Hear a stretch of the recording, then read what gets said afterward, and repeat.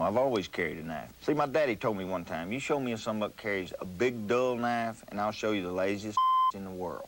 You know, if you ain't got time to sharpen a knife, or if you're too lazy to sharpen a knife, then you're too lazy. So I always carry a knife, and it's usually sharp. No, I carry my wallet in my boot. Got 2 wallets, incoming and outgoing. This one here's got, you know, credit cards, my business stuff. And then in the other one, that's the personal boot. It's always on the right. And, you know, just a personal checkbook, address book and stuff, you know. But I don't know. Thank God I don't wear anything but boots, or I'd be out of luck with these big things carrying them around. This life isn't for everybody, but for me, nothing beats it. Walt Garrison is as country as chewing tobacco and armadillo boots. He was born a cowboy, played for the Dallas Cowboys. And like the song says, all his heroes were cowboys. And there was guys like Mahan and Jim Shoulders and Casey Tibbs. Those guys were my heroes growing up in high school and college because I wanted to rodeo.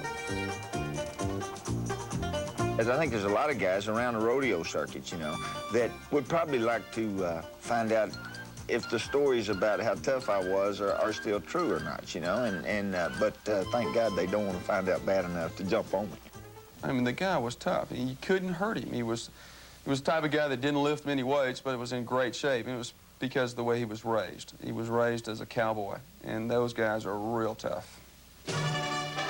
He was just tough, dirt tough. It seems if you didn't make a real good tackle and hold on to him, he was kind of like one of those bulls you see in the rodeos that he would kind of hit the fence and bounce off and go somewhere else. In pro football, his prairies were 100 yards long and 55 yards wide. And he roamed this range, treating tacklers like tumbleweeds. Yet his style, direct as frontier justice, did not impress everyone.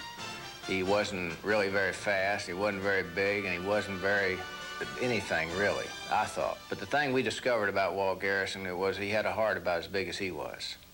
And that's saying a lot about an athlete.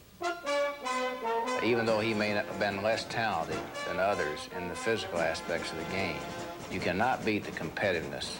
You can't beat the desire to be the best. He gained almost 4,000 yards and scored 30 touchdowns in 9 seasons. But statistics were not the measure of this man.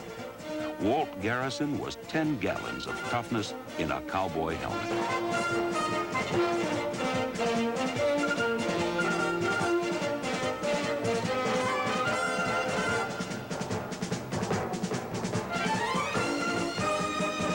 Garrison was a burr under the saddle, and defenders got saddle sore trying to tame him.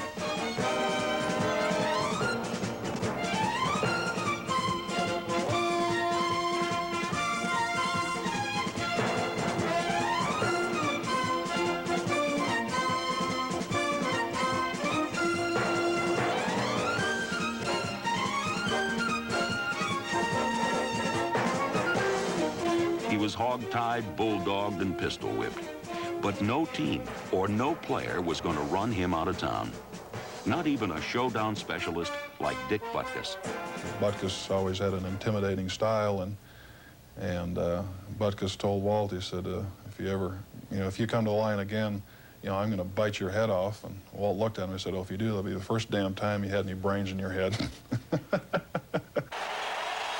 But I think it's the element of danger in any sport that really gets your adrenaline flowing, gets your heart pumping, and makes it worth doing. Hey, Walt, wow, man, what happened? Oh, my tongue. Your tongue? I guess you realize now this is a pretty rough game. Or either that or you just keep your tongue in your mouth. All right.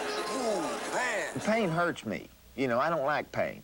But they say that they define it, a threshold of pain. Some people's is low, some is high, and evidently mine is high. And he would never come out of a football game. He was tough, he was durable. In the 49er game, which he played, he had a fractured clavicle. His knee was bad. The doctor had to pull him off the field to get him off the field. Walt never gave up. There's no way a guy should have played. His ankle was swollen and he could hardly walk. He went out there and played, and that's the type of player he was. He was a guy that just never gave up. Garrison played with a broken collarbone, and it was it was fractured all the way through. He played the whole game. And I don't know if any of you all have ever had a broken collarbone, but it's very painful, especially when you're getting hit on it.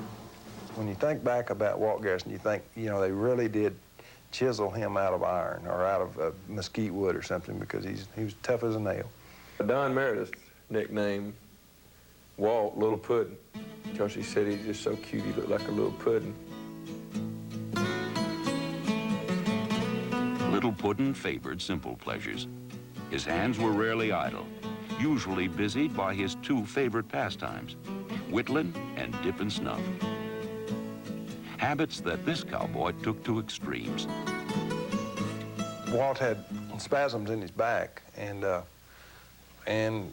he was in the whirlpool, and he brought a snorkel. He couldn't get enough of his back in there, and so he had a snorkel he brought for about a month up to the training room, and we'd go in there and we'd look over in the whirlpool, and there was a snorkel, and he'd come up and give us that Walt Garrison smile, you know, which had that snuff. He was dipping snuff underwater with a snorkel in his mouth, and I said, man, anybody that do that's got to be dedicated.